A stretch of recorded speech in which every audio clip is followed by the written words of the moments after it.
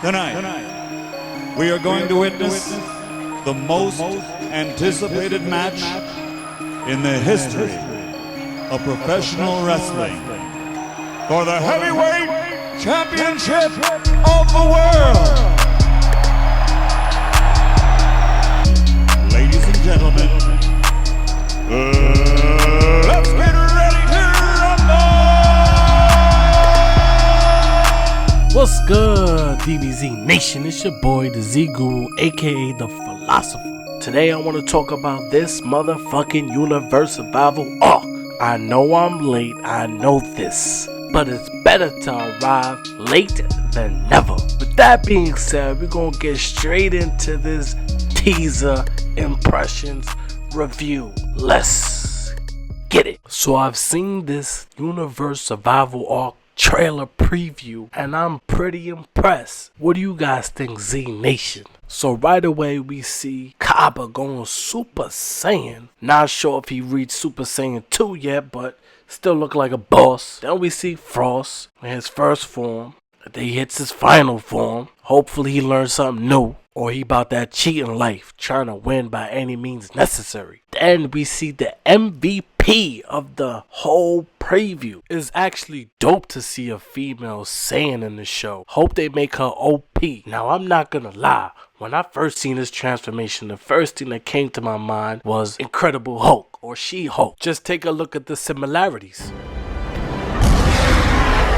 Only real difference is that when she expands and she raises and she triggers into her transformation, her clothes doesn't rip. So it's got me wondering, when she triggers and she transforms, does her voice change? Is she still a girl anymore? I'm too pretty and I'm bougie to speak and different things like that. And then the other dude goes to the far extreme to say, and I'll smack the fuck up out of you.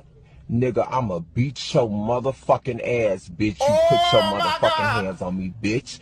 It's secrets to this motherfucking look, bitch. It's levels to this shit. God damn!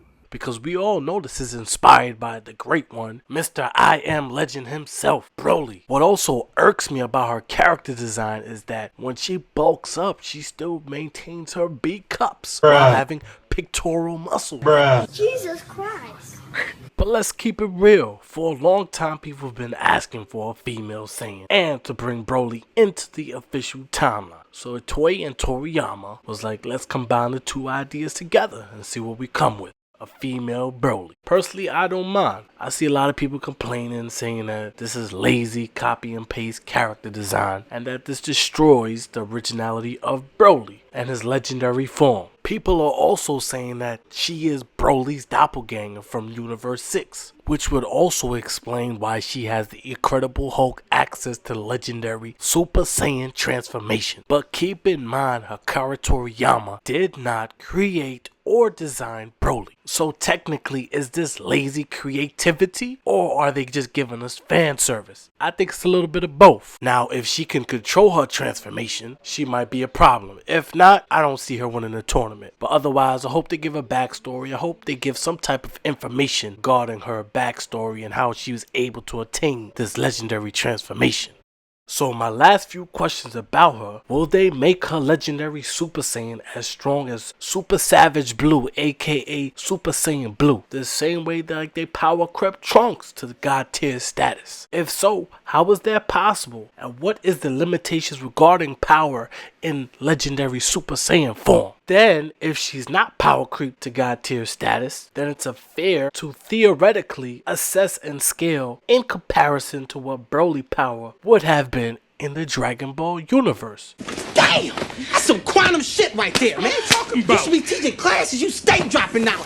So to continue with the review, right away we see two Omni Kings, one from the present and one from the future. Red and blue. Could it be a good versus evil thing? Will time ultimately try to fix itself for having two Omni Kings in one timeline? I don't know, Z Nation. Tell me what you think. You think the two Omni Kings will be able to coexist in the same timeline? Let's keep a lookout for that. So now we come across and we see all of the gods of destructions. So as I'm looking at all of the gods of destructions from each universe, I started to notice a common pattern and a theme with all of the gods of destructions. Let me show you what I mean. So here we have official picture of all of the gods of destructions throughout the universe. So there are 12 gods and a third of them are human and the other remaining are animals. So let's pay attention to the number 12 for a second, because it's about to be some semi-deep shit. So being that there are 12 gods of destructions and majority of them are mammals, first thing that popped in my mind, 12 months, the zodiac calendar. But wait, there's more. Hang on to your seat, baby, cause this one's a screamer. And the similarities don't stop there. It also uses modern day religion, ancient Egyptian and Greek mythology. So let's take a look at the 12 gods of destruction. Let's start with the first one. The first god of destruction on the list, character design, is probably inspired by Pennywise the Clown. And being that Toriyama loves to do a cross from the past and the present, his character will probably be similar to the Joker. The next god of destruction is a fur ball in the face, but shaped like a pig. You could tell he's probably like a pig underneath it. So my guess was to be assumed is that he's based off a mixture between the sheep and the pig from the Chinese zodiac. These next two gods of destruction I would have mentioned together because they have a lot of similarities, and most likely I would to assume that they're brothers, just like Beerus and Shamba. So sticking with the theme of ancient gods and astrology, I'm going to say that these guys were inspired by the Greek mythology, and since they're brothers, I'm going to say that it's either between Zeus, Hades, or Poseidon, and I'd have to rule out Poseidon because neither of them has a trident. This next god of destruction is pretty self-explanatory. This is the Hindu god Ganesh. So next up, we have the reptilian god of destruction. Obviously, this is inspired by the Chinese zodiac, the snake. Now, these next two is a bit of a mystery because we don't really know where Akira Toriyama is trying to go with this. It appears one of the gods is a fox, and the other one, I have no idea what this is.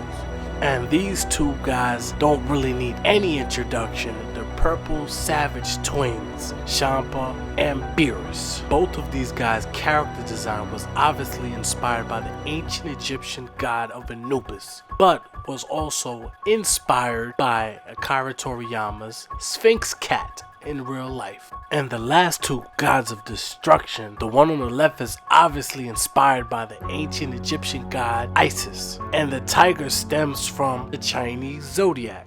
So to wrap up the trailer, we see Krillin do a Destructo Disc. Are these fights to the death? I'm not sure if the Destructo Disc is a legal move. Then we see Vegeta, aka Tupac, fighting a lady looking like Rosie O'Donnell. Then you see Kakarot fighting a wolf. You could tell he ain't taking it serious because he's in base form. But all in all, this was a dope teaser trailer. I'm hyped for the next arc. I'm ready for it. This is the team I want to be on. This is the team I'm rooting for. Fuck Universe 7. This is the team I want to be on. So I definitely tried to do something a little different this time. You know, try to give my impressions review and the God of Destruction explanation theory. But smash that like button. If you disagree, let me know in the comments down below. This is the Z Guru, and I'm out. I like bitch, you was your mess. Ayy, can't keep my dick in my pants. Ayy, my bitch don't love me no more. Ayy, she kicked me out on life, bro. Ayy, that bitch don't wanna be friends. Ayy, I give her dick, she a man. Ayy, she put her 10 on my dick. Ayy, look at my wrist about.